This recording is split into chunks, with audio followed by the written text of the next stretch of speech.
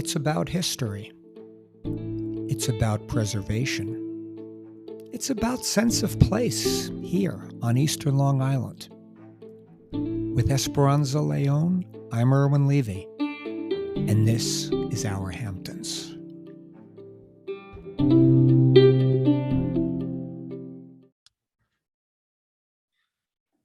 Esperanza. Irwin, where are we going today? Can you believe it's been 25 years of Fairfield in Sagaponack, aka Ira Rennert's house, or if you want to give a bigger aka, the inspiration for the James Brady novel, The House That Ate the Hamptons. Oh, God.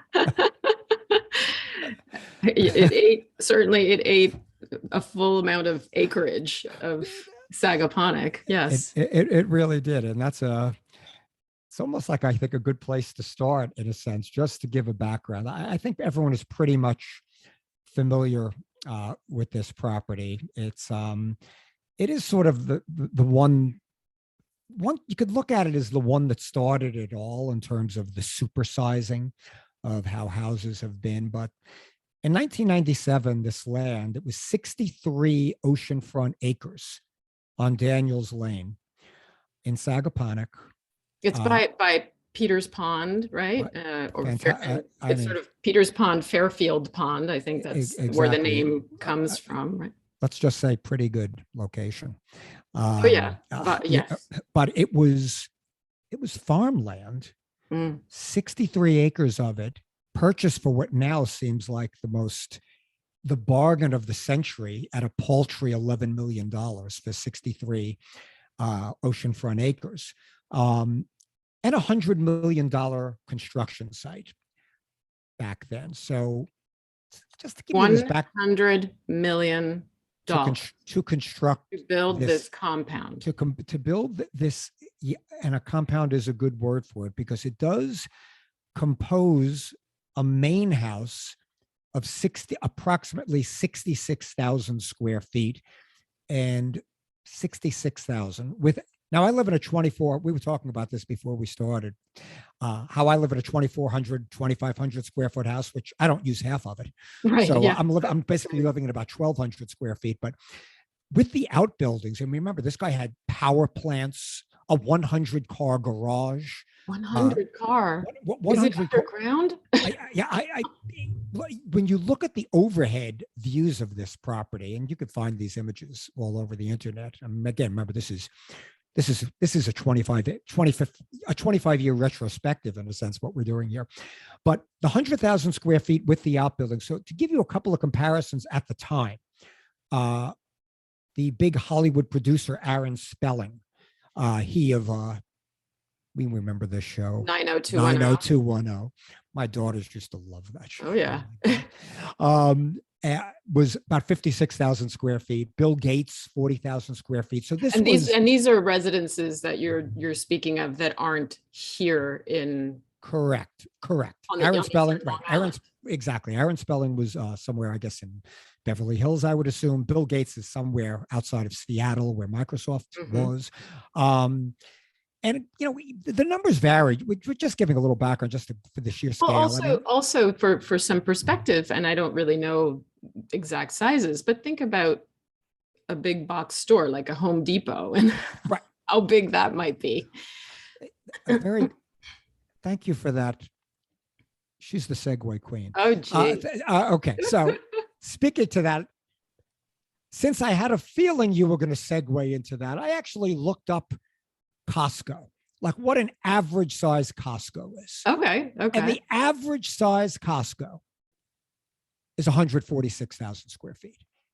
Manhattan, for example, is one of the smaller sizes. They have a store in New York City. That's 80,000 square feet. They have a monster location somewhere that's 240,000 square feet. So, but average size, 146,000 square feet for a Costco. So this was 100,000 square feet for a husband, wife, couple of kids, and maybe a few grandchildren.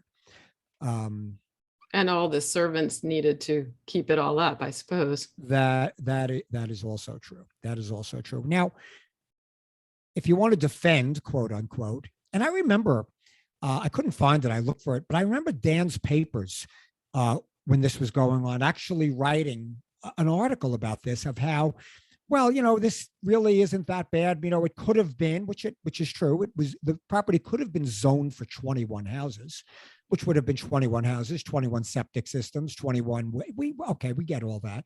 The zoning at the time would set aside 65% of that as open space. So you'd still have that much as Cliff Foster. Now, the Fosters are a farming family in Sagaponack. They're still there, right, Esperanza? Yes, absolutely, yes. I remember I was Mary Lee Foster, I think, writes a column about this. But, Cliff Foster said he was farming it. You could still grow potatoes on 40 acres, which would have been the set aside, especially on Fairfield, which is some of the, by the way, the fact that he kept the name Fairfield.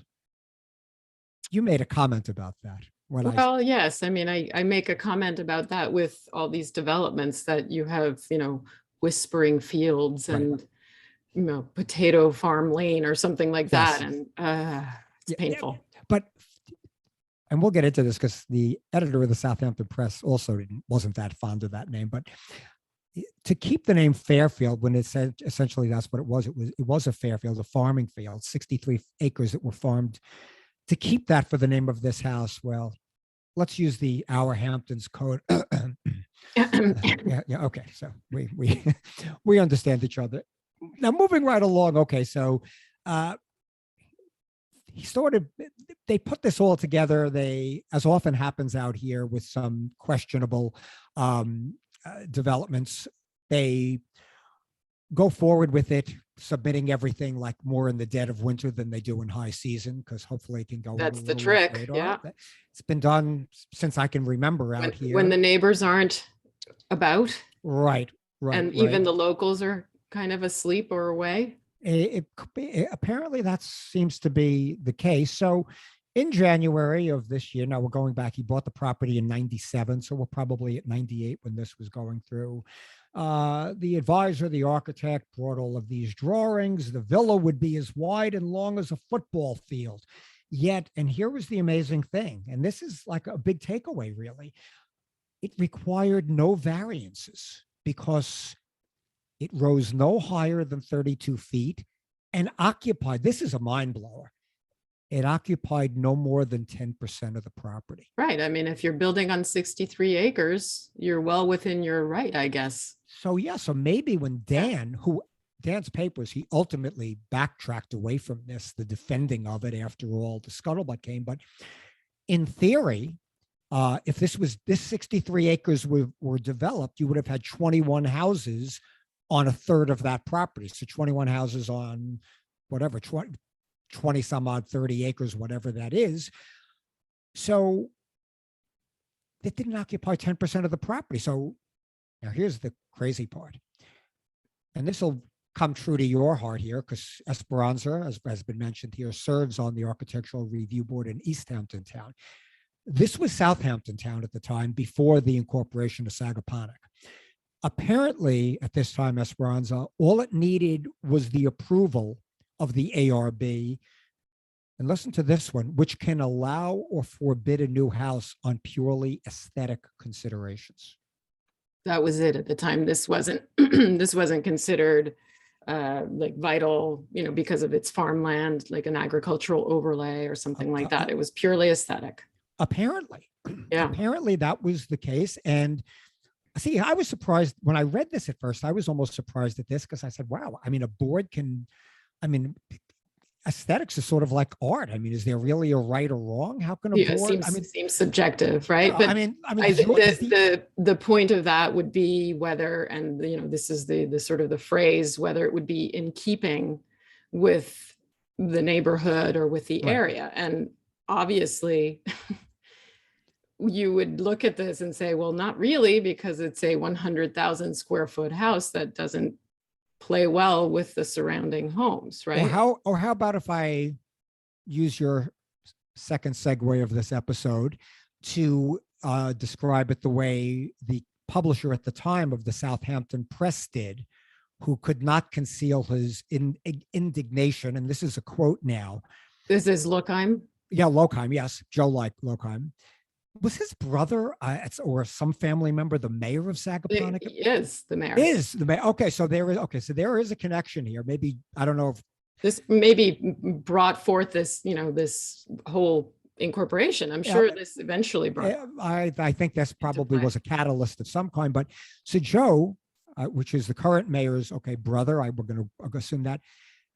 How about this? It's him. It is him. Oh, it is him. Okay, so the fact that any human being could conceive of dropping an ocean liner sized house in a farming community and then have the nerve to keep the name Fairfield for it is staggering. It is staggering. I mean, it really, and so, but getting back to this, Esperanza, one of the only ARB, but I want to just digress for a second because you serve on the ARB in the town of East Hampton. Mm-hmm. Do you discuss, you can't really deny something based on, if you think a house is ugly, that's not really grounds to deny. No, again, like I said, it's not as, it's ugly. You have to base it on how it harmonizes with other structures, residences in the area, right? So, while we're not to discourage a more contemporary expression, you lean toward the shingle style with the gabled roof and, sort of the more historical expressions of architecture. Which, Sagaponack is really very well known for more contemporary expressions. I mean, this is sort of the locus of the modernist beach house, right? So, but this is something, it's like, this is an Italianate villa dropped on the dune, which I would say nowadays, that might be the variance, or that might be the restriction that FEMA would be saying, no, you have to build that much, farther away from, I don't know, I'm not sure, right? But just thinking how things evolve, but going back, no, it's not just purely like an aesthetic, like we like it, we don't like it. Right. You look at the context and you say, is the design, for us, is it mass, scale, placement, line, color, that, those are the criteria. Understood. Yeah. Well, the criteria at the time, according to this, and I'm quoting William Wilson, who was the only ARB member at the time. This is the Southampton Town Architectural Review Board. Now, William Wilson was an architect, and his quote, we could find, and this one, you really, it struck me. Yeah. We could find no fault with the architecture. It reminds me a little of the Frick. Right. Yeah. It's that kind classical architecture, which, nobody can deny that, but does it, like I said before, does it play well with its context? As a full-time Sagaponack resident at the time, a Joseph Dilworth, there's nothing wrong with the Frick, Dilworth said, but on a potato field in Sagaponack, should we drop the SAG Main Street? Remember the SAG store? Should we drop the SAG store onto Fifth Avenue? Right. Imagine that. And that's sort of to your point, it would just look out of place. And again, I remember at the time, there was a writer, Linda Bird Franke. I don't know if she still lives here, but she was quoted a lot during this period of time, how she tries to be fatalistic. Our house was looking directly over it. She's going to be looking onto a castle. Kurt Vonnegut, the writer, lived in Sagaponack at the time and was also very upset by this. Peter Matheson lived in Sagaponack at the time. Yes. So there was a lot of, high profile people involved in this. And this is another point that was being made at the time, Esperanza, with her neighbors viewing the construction. Ira Rennert's wife, her name was Ingeborg, I believe, was having second thoughts about the size of this compound, worrying that the aquifer under the property wouldn't be sufficient for the sprinkler system to water. And think about this one for a second. I can't wait to hear. This is just, remember where we are, farmland. Okay. Would the sprinkler system water the 15 acres of English garden along with the dozens, plural, acres of lawn. So that's what was going on there at the time, in addition to the whole, somewhat, if you want to call it, drama with the Fosters going to be able to farm the land. Which eventually, no. Was a no. And and so I think with regard to that, was there some contingency of if they built this, they had to, sometimes local agencies will negotiate or bargain somehow and say, well, you can do this, but you're going to, it's kind of like buying pine barrens when for commercial properties to make improvements or some such thing, so was there that kind of at the time there was talk, like, for a goodwill gesture, that the Rennerts would buy another field in Sagaponack and donate it to Peconic Land Trust, Nature Conservancy. As far as I know, I can't confirm this, but as far as I know, I don't believe that happened. Maybe it did, but there was a thing I read here that the corporation that bought these properties was called Blue Turtles. Rennert purchased the corporation an 11-acre field across the street on David's Lane for another incredibly, it seems like a bargain of the century, $3 million for 11 acres. Across the street on Daniels Lane? On Daniels Lane. And it was another of the fields that was farmed by the Foster family. Okay. And at the time, the lawyer, Rennert's lawyer, Blue Turtles, whatever, notified Foster of the purchase and said he can keep farming it this season, but then after that, all bets are off. And okay, all right. So there was sort of a concession, but not. but sort of a concession, but not. And so fast forward and get a little bit, at this point. And look, we know the house was built. There was local Mother Jones, the art magazine Mother Jones referred to it as local disdain for the house, and the neighbors sued to unsuccessfly halt construction. And one thing, again, I mean, just to clarify, there were no laws being broken. So what grounds could you possibly have, right? That's really exactly what it is. And the laws were not being broken. And interestingly, and this was for me, and I remember it at the time, one of the biggest takeaways was both East Hampton and Southampton town did not have a limit onto how large you can build a house. Which seems incredible, given especially today and how we consider the fact that you can build up to 20,000 square feet, for instance, in East Hampton, and I think still in Southampton. And that seems excessive. That does seem excessive. And Sagaponack, after they incorporated, and I'm sure part of the incorporation effort, when places incorporate, there's a lot of reasons why they want to incorporate. I'm sure Fairfield was a catalyst of some kind. I mean, I would be shocked if it weren't. Yeah, no, for sure. So I'm pretty sure that it was. And in 2007, not long after they incorporated, their trustees voted to cap the size at 12,000 square feet. And of course, now Sagaponack, they, with tongue in cheek, they call it on Goldman Pond because there's a lot of Goldman Sachs people living there. So it's, I guess it's a take on that old on Golden Ponds, to state the obvious on Goldman. So there's obviously let's just say there's a lot of bankers living there. Okay. And Harpton's isn't condemning anybody. I was just going to say, no, this is not a condemnation. No, absolutely it's an observation of exactly. And that's what I think the appropriate phrase for me, or that expression of when in Rome. Yeah.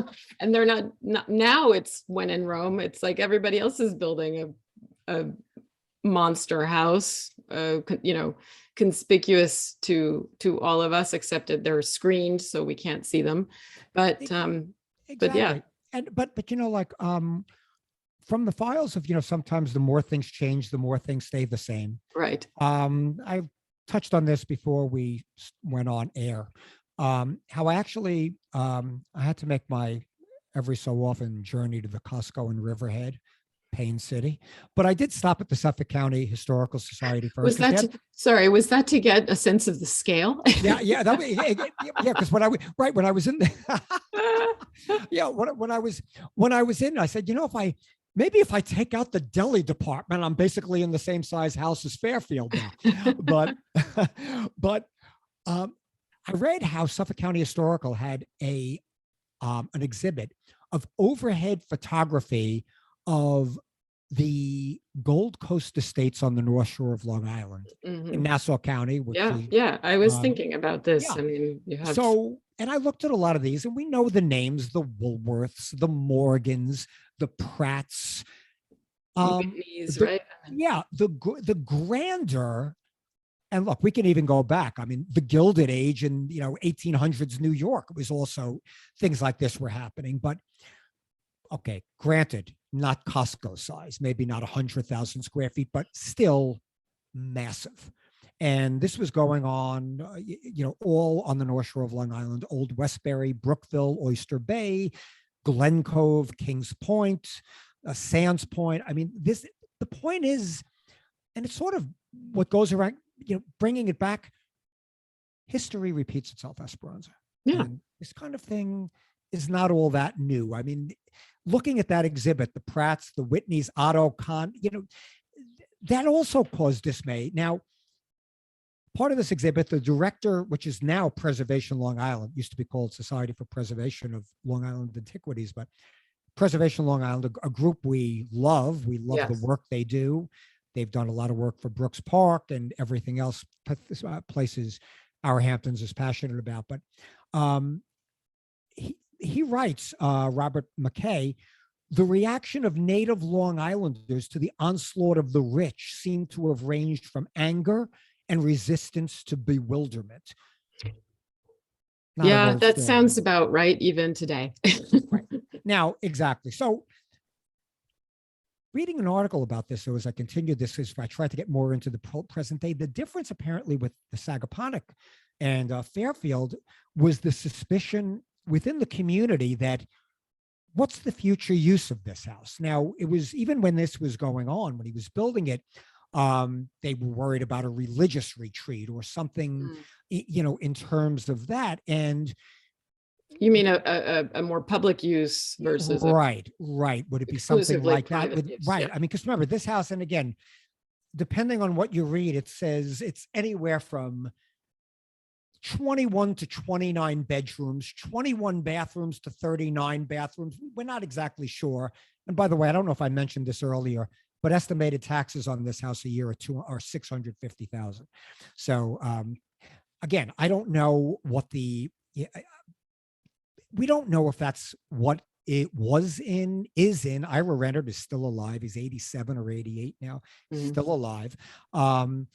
But these houses on the Gold Coast, no one would have ever questioned a Whitney or a Vanderbilt, what was their intent, since these houses were all built as sort of summer homes. And a researcher from Up Island was writing about this, saying these houses then were a way to outdo your friends. And most were designed by well-done architects of the day, so. And that brings me, who was the architect for this, for Fairfields? It was somebody, I mean, the architect was someone I've never heard of. That's what that made me think of that, because it's it was not a household name, right? This was Mark Ferguson. Because remember, right, some of these Gold Coast, these were built, Stanford White. Apologies, Mark Ferguson. We don't know who you are. Right. Not implying you're not a great architect. I mean, it just wasn't a household name. And this is a community which is, very big on architecture, obviously. But again, like there's Oheka. I've been to these. I used to live up island, as you know, and Oheka was a French chateau in Cold Spring Harbor, near Huntington. And it was 109,000 square feet of a main residence, second largest structure, only to the Biltmore House built by George Vanderbilt in Asheville, North Carolina. And which is now a hotel, is it? Right. Not? And Oheka is now a hotel. Also. Okay. Exactly. So, And that gets into that these things ultimately. Yeah. What is the future use, right? Right. Because or does it become a museum, some kind of monument? I which guess it already is, obviously. Yeah, correct. I mean, nobody knows these answers. Maybe that's part of the estate of this family. We don't know. Right, but when you think of, a conversation we had about the Bell estate and whether these things are sustainable, yes, that is the question, right? You wonder how sustainable this is, even for a family of this caliber. It's so true. And, when I went to that exhibit in Suffolk County in Riverhead yesterday, it showed all of these images. And by and large, most of them all became not all, I won't say all. Most of them ultimately turned into subdivisions. When I lived in Great Neck, there was a neighborhood, North Hills, 5 minutes east of me on Shelter Rock Road. And the village in North Hills used to be all estates, the Paley estate, the Bill Paley, all of these, the Paysons, the Whitneys. And these are all a term near and dear to Esperanza's heart, I'm going to say right now, gated communities now. So Esperanza loves gated communities. Fence me in, or yeah, it's a shame that we don't have a video, because I'm watching. I wish I could describe Esperanza's face contorting when I mentioned the term gated communities. It's really funny. But so a lot of these properties became gated. But again, to the point we were bringing up, Esperanza, a lot of them have a new life as conference centers, hotels, public spaces. I mean, I think you mentioned you were going with your family planting fields, planting fields, which is a beautiful, right, public gardens. I mean, these are the things that you want in a community. Correct. And Old Westbury Gardens in Nassau County was once an estate as well. So, I mean, is that the future? We don't know. That's the question. I mean, these mansions, I guess, and these Gold Coast ones are a living example, as I just described. They outlive their viability as a private residence. People don't really live like this anymore. Right. That's the question I ask. Yeah.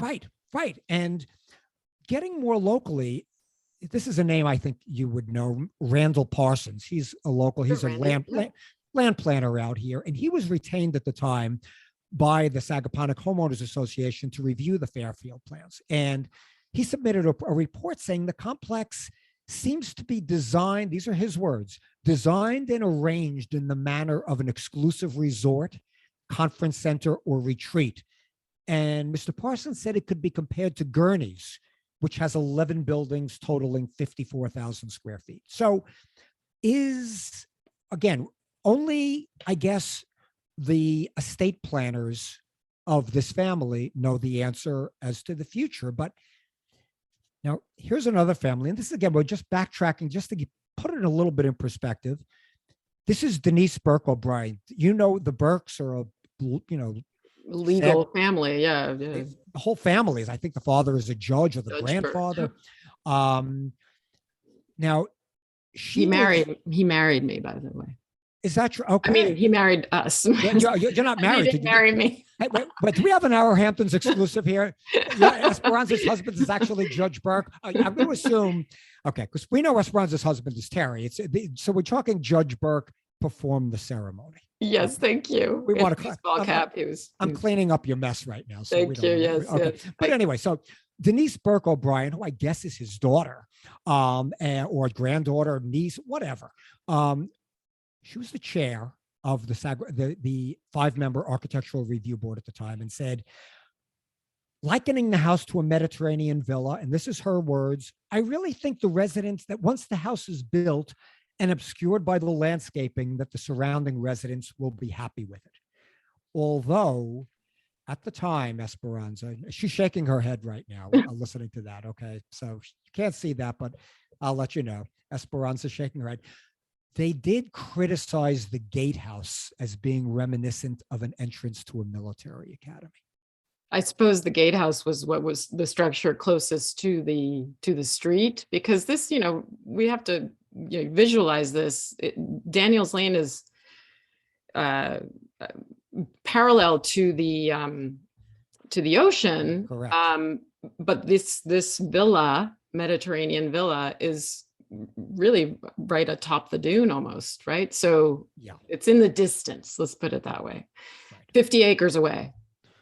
Exactly. And yes, because remember, like we said at the beginning, it's built on less than 10% of the land. Right. So it really, it broke no rules. And a matter of fact, you could say at the beginning, wow, maybe this, and there was that opinion in the beginning, maybe this won't be so bad. We could have had 21 houses here. Right. So, but again, I don't think of course the surrounding fields have progressively been developed. So we're kind of at that place anyway. Unfortunately true. But I think we can close on this, Esperanza, because this was a question asked at the time. And I'm actually going to quote, believe it or not, Mr. Rennert's lawyer when he was asked at the time, what if this house in time becomes too large for residential living? This is what we just were discussing, like so many of its early 20th century predecessors. And he replied, and again, you can make this argument.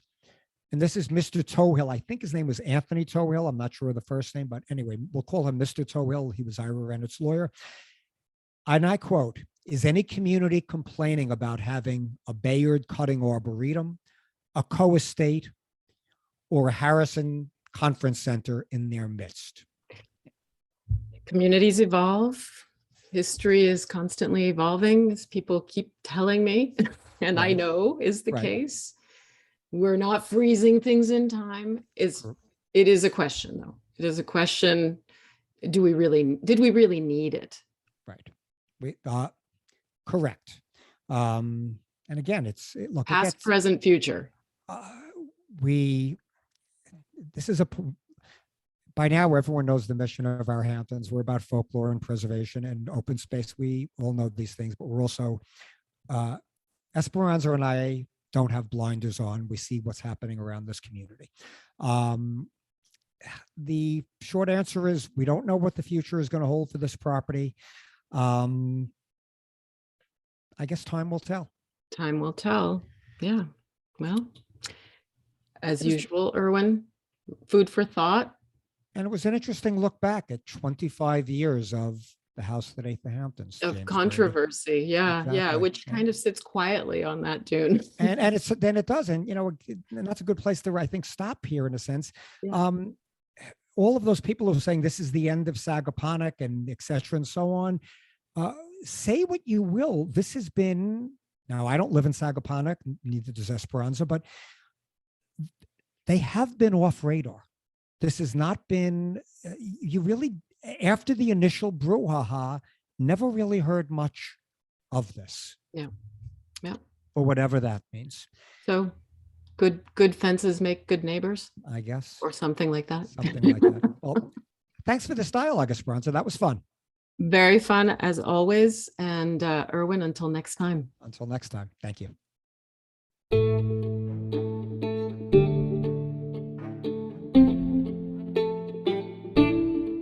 Thanks so much for joining us. New episodes of Our Hamptons are released every other Tuesday. Find them wherever you get your podcasts.